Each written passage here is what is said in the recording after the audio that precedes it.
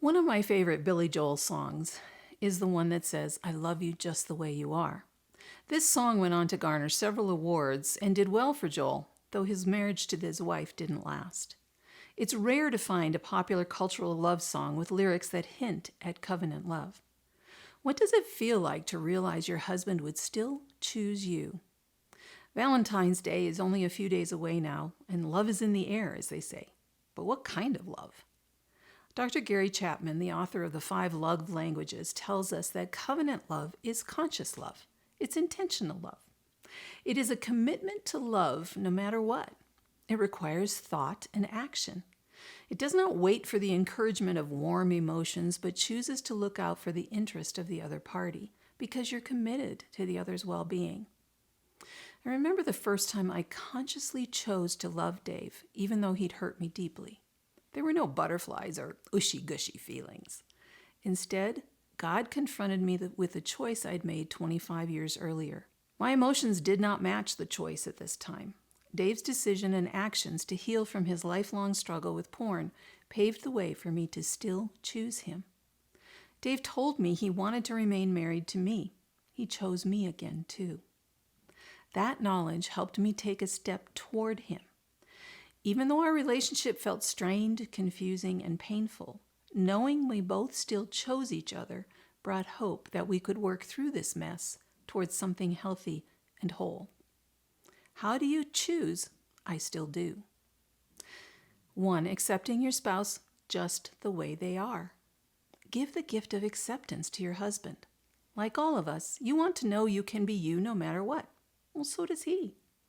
How comfortable do you feel when someone expects you to love something you don't love or participate repeatedly in your least favorite activity? What does this expectation do to your relationship? A few years ago, I heard a woman who'd been married for more than 50 years describe her life as never being heard. Well, my heart broke for this sweet person. Elaborating, she explained how she submitted to her husband's likes and dislikes to the point she didn't know her own. She felt accepted when she agreed with him. No one knows what truly happens in a relationship except for the people involved. Therefore, I simply ache for this long-lasting marriage. What richness did they miss out on? What could they have learned, explored, and developed had they felt free enough to simply be who they were with each other? Committing to your spouse no matter what is the second point. As Dr. Chapman said, covenant love commits to seeking the other's best interests. I want to be careful here. Like the marriage referenced above, the wife sought the husband's best interest, but lost herself in the process. God created you and your husband uniquely, with strengths, gifts, abilities, and personality traits to enrich each other's lives. Becoming a doormat robs your spouse of you. Being domineering squelches the richness your spouse brings to the relationship. You need him, and he needs you. When our oldest son decided to go to school halfway around the world, my initial internal response was, no! The thought of him being that far away terrified me. Dave, understanding our son's adventurous nature better than I, asked me to pray about this opportunity and see what God showed me. My son did go to school overseas. God provided a way for Dave and me to visit him there, which calmed my fears. Listening to my husband's insight and wisdom opened the door to new opportunities for our son and me. Neither of us lost ourselves.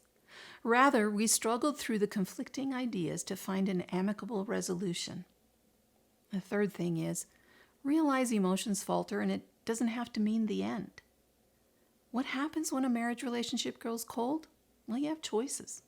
You could walk away, live as roommates, seek satisfaction outside your marriage, take corrective action, spend your time blaming each other, or find some other options. In a contractual relationship, you remain in the contract as long as the terms are met to your satisfaction.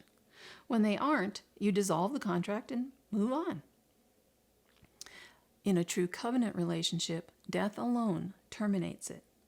As the authors of fiercemarriage.org write, covenant love says, I do even if you don't, and I will even if you won't. Covenant isn't based on emotions. You choose to do your best to heal and grow the relationship. You understand that I do requires daily decisions to live with this person in an understanding way. Are there times when I still do doesn't happen? Yes. Several factors can make it impossible for the marriage to survive: abuse, repeated infidelity, gaslighting, and more. But I don't believe falling out of love with your husband falls into this category. Now please hear my heart. I believe God can do the impossible within your marriage when you both submit to Him. Covenant love provides security. Do I always feel emotionally close to Dave? No, neither does he with me. When that happens, we spend time identifying what's going on between us. Often, we've allowed life to get in the way or have unresolved issues.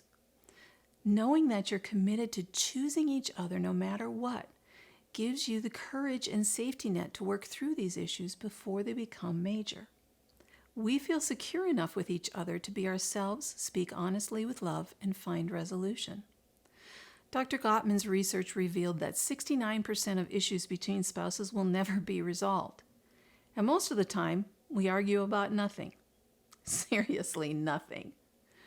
Dr. Gottman says if you can accept that many of your problems aren't going away, then you can focus on what to do about those issues when they come up. As a first step, quit trying to solve the problem. It's wasted energy. Instead, focus on achieving perspective, empathy, and ultimately dialogue. The key here is to find a different perspective on these issues and move on. Then focus on the issues you can quickly resolve and do it. When evaluating your relationship, how would you rank it between I still do and I want out? What options can you explore to strengthen your relationship if you choose to say, I still do? Though I didn't know if I still wanted to choose Dave, the best thing I did was reach out for help. By doing so, I found wisdom, grace, understanding, and encouragement. Now I pay it forward to other women who need someone to help them navigate the murky waters of intimate betrayal and hurt. Do you need to talk? If so, hop on over to my website, kirstendsamuel.com, and click the blue button. I promise to listen.